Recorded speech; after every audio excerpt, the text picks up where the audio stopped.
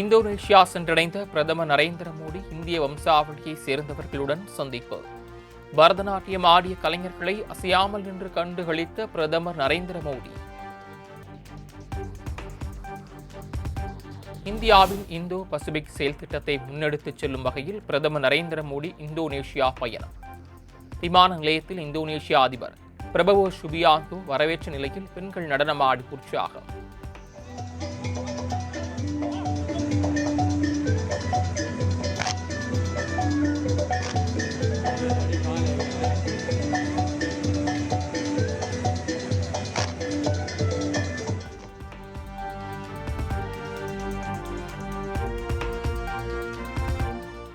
இந்தோனேஷியாவை தொடர்ந்து Australia, New Zealand ஆகிய நாடுகளுக்கு பிரதமர் மோடி பயணம்.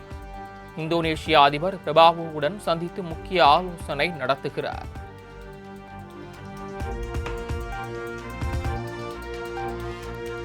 மகாராஷ்டிரா மாநிலத்தில் தொடர் மழையின் காரணமாக புனே பகுதியில் கான்கிரீட் தூண் சரிந்து விழுந்ததால் நிலச்சரிவு. சுரங்கப்பாதைக்கு மேலிருந்து தண்ணீர் கொட்டுவதும் மண் சரிந்தும் காணப்படுவதால் புனே இணைப்பு தேசிய நெடுஞ்சாலை மூடல்.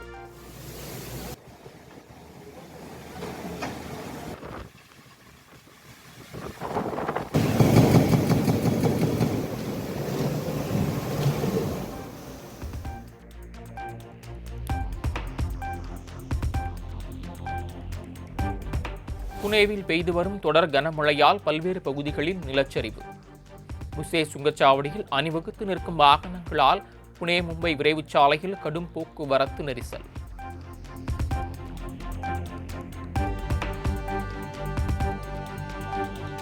புனேவில் வெளுத்து வாங்கி வரும் கனமழையால் சாலைகளில் பெருக்கெடுத்து ஓடிய வெள்ளம். பரந்த்வாடி முதல் பவானா நகர் வரையிலான சாலை மூடப்பட்டதால் பொதுமக்களின் இயல்பு வாழ்க்கை முற்றிலும் பாதிப்பு.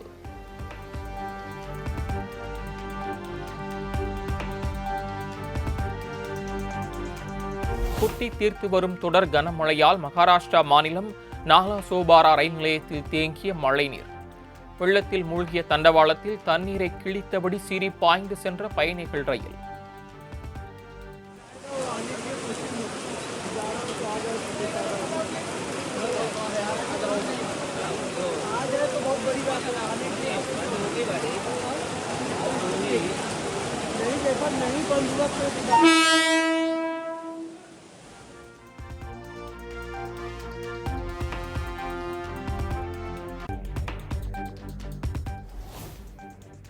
ஜம்மு காஷ்மீர் மாநிலம் குவார் ப்ராஜெக்ட் அருகே குட்டி தீர்த்த கனமழையால் சாலையில் வெள்ளப்பெருக்கு.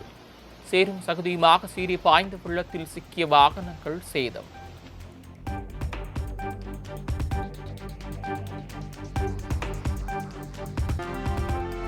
மாமல்லபுரத்தை அடுத்த நெம்மேலியில் கடல் நீரை குடிநீராக்கும் திட்டம் விரிவாக்கம் தொடர்பாக முதலமைச்சர் விஜய் நேரில் ஆய்வு. திட்டத்தின் செயல்பாடு, உற்பத்தி திறன் குறித்து அதிகாரிகளுடன் ஆலோசனை.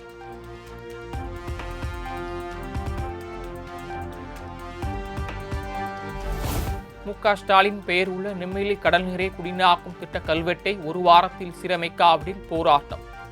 திமுக முன்னாள் அமைச்சர் தாமு அன்பரசன் சென்னையில் பேட்டி.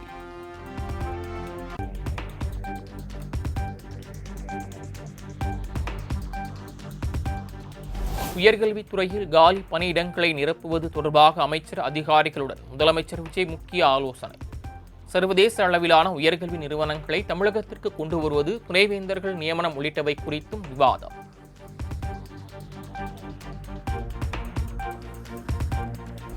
மக்களவை எதிர்க்கட்சித் தலைவர் ராகுல் காந்தி ஜூலை 21 தமிழகம் வருகை தர உள்ளதாக தகவல். அன்றைய தினம் முதலமைச்சர் விஜயை சந்திக்க ராகுல் காந்தி திட்டம்.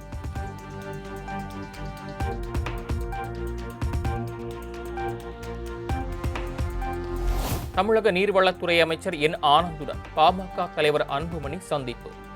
அனைத்து கட்சி கூட்டத்தை கூட்டி மேகதாது விவகாரம் தொடர்பாக ஆலோசனை மேற்கொள்ள வலியுறுத்தல்.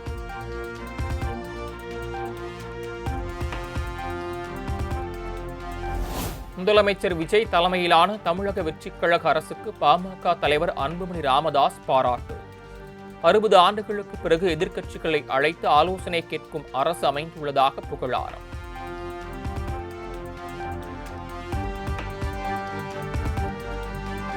தமிழ்நாட்டில் உள்ள நதிகளை இணைப்பதுடன் நீர்ப்பாசன திட்டங்களை போர்க்கால அடிப்படையில் செயல்படுத்த வேண்டும். காவிரி குண்டாறு மற்றும் காவிரி உபரிநீர் திட்டத்தை செயல்படுத்த நீர்வளத்துறை அமைச்சரிடம் வலியுறுத்தியதாக பாமக தலைவர் அன்புமணி விளக்கம்.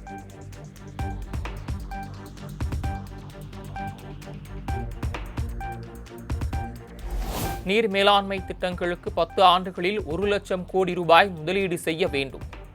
தாவேக அரசுக்கு பாமக தலைவர் அன்புமணி கோரிக்கை.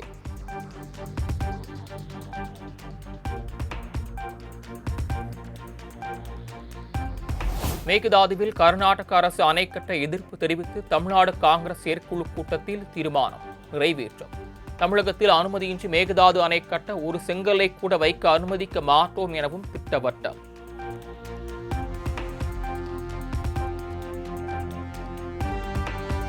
தாவேகா மீதான குதிரை பேரம் தொடர்பான குற்றச்சாட்டுகள் குறித்து காங்கிரஸ் கட்சி பொது வெளியில் பேசாது என மாணிக்கம் தாக்கூர் பேட்டி.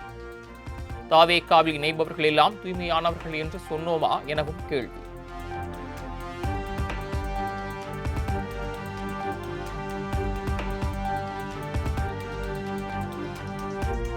மதிமுகவினரை திமுக சின்னத்தில் நிற்க வைத்து தங்களுடன் சேர்த்துக் கொண்டதுதான் குதிரை பேரம் என வைகோ காட்டம். மதிமுக எம்எல்ஏ கம்பம் ராமகிருஷ்ணனை ராஜினாமா செய்ய வைத்து திமுக சின்னத்தில் போட்டியிட வைத்து பெருச்சாலி பேரமா எனவும் கேள்வி.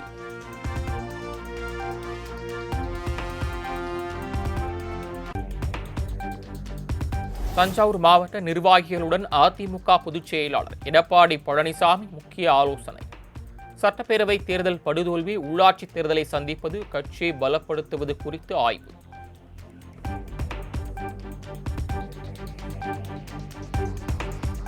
டிடிவி தினகரனை அதிமுகவில் சேர்க்க தஞ்சை மாவட்ட நிர்வாகிகள் எடப்பாடி பழனிசாமியிடம் வலியுறுத்தியதாக தகவல். வேறு ஒரு கட்சியை நடத்தி வரும் டிடிவி தினகரனை அதிமுகவில் சேர்ப்பது எப்படி சாத்தியமாகும் என எடப்பாடி பழனிசாமி கேள்வி எழுப்பியதாக தகவல்.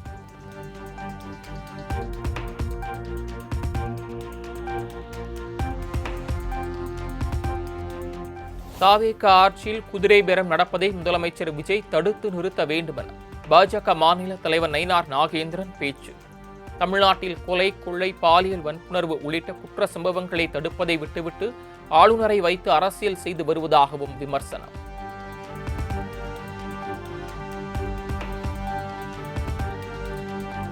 முன்னாள் அமைச்சர் செந்தில் பாலாஜியின் சகோதரர் அசோக்குமார் முன்ஜாமீன் மனு எம்பி எம்எல்ஏக்கள் மீதான வழக்குகளை விசாரிக்கும் நீதிபதிக்கு மாற்றம்.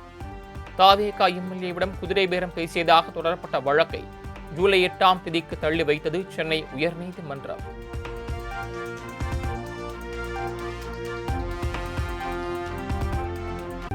விசாரணைக்கு ஆஜராகாத திமுக முன்னாள் அமைச்சர் செந்தில் பாலாஜி மீது நடவடிக்கை எடுக்கப்படும்.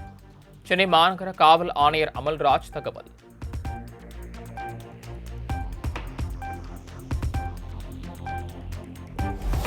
சாத்தான்குளம் தந்தை மகன் கொலை வழக்கில் தூக்கு தண்டனையை எதிர்த்த மனு மீது 15ஆம் தேதி முதல் நாள்தோறும் விசாரணை. முதலில் சிபிஐ தரப்பு வழக்கறிஞரும் அடுத்ததாக குற்றவாளிகள் 9 பேரும் வாதங்களை முன்வைக்க உயர்நீதிமன்ற மதுரை கிளை ஆணை.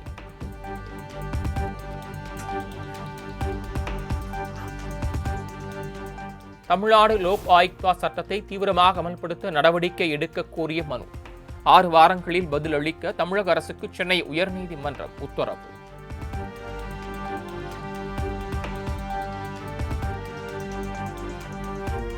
கோவையில் தொழிலதிபரான வீட்டில் 1000 சவரன் திருடு போனதாக பரபரப்பு புகார். மருமகனே அபை செய்ததாக மாமனார் பகிரங்க குற்றச்சாட்டு.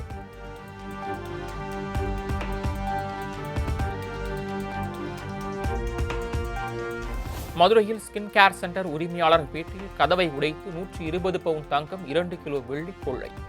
குடும்பத்துடன் செல்லூருக்கு சென்றிருந்த நேரத்தில் மர்ம நபர்கள் கைவரிசை, காவல்துறை தீவிர விசாரணை.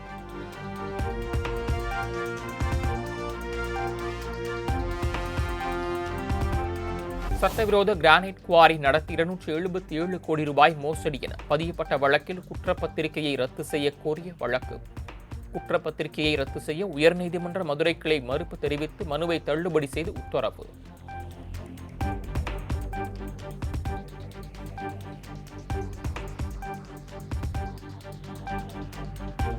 திருச்செந்தூர் முருகன் கோயிலில் தரிசன கட்டணங்களை உயர்த்துவது குறித்து மக்கள் கருத்து கூறுவதற்கான அவகாசம் நீட்டிப்பு. மக்கள் கருத்து கூறுவதற்கான கால அவகாசத்தை ஜூலை 21ஆம் தேதி வரை நீட்டித்து உயர்நீதிமன்ற மதுரை கிளை உத்தரவு.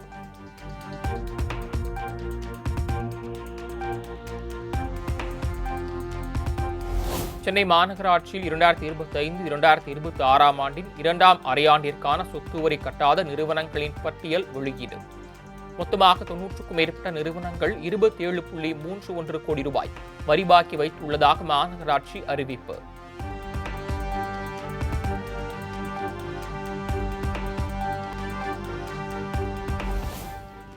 ஒசூரிலிருந்து திண்டுக்கல்லுக்கு இருசக்கர வாகனங்களின் உதிரி பாகங்கள் ஏற்றி வந்த மினி லாரி கட்டுப்பாட்டை இழந்து கவிழ்ந்து விபத்து.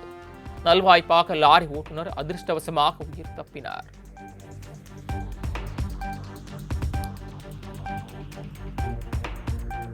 நாகப்பட்டினத்தில் சாலையில் நடந்து சென்று கொண்டிருந்த பெண்ணின் வாயை பொத்தி பாலியல் தொல்லை அளித்த இளைஞர். பெண்ணின் அடல் சத்தம் கேட்டு ஓடி வந்த பொதுமக்கள் பாலியல் குற்றவாளியை பிடித்து போலீசில் ஒப்படைத்தனர்.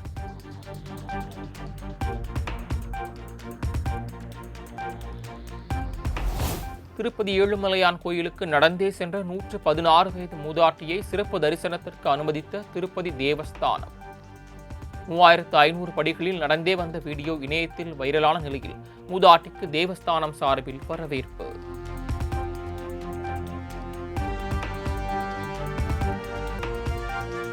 ஈரானின் உச்ச தலைவர் கமேனிக்கு இறுதிச் சடங்கு நடந்து வரும் நிலையில் லட்சக்கணக்கான மக்கள் திரண்டு வந்து அஞ்சலி.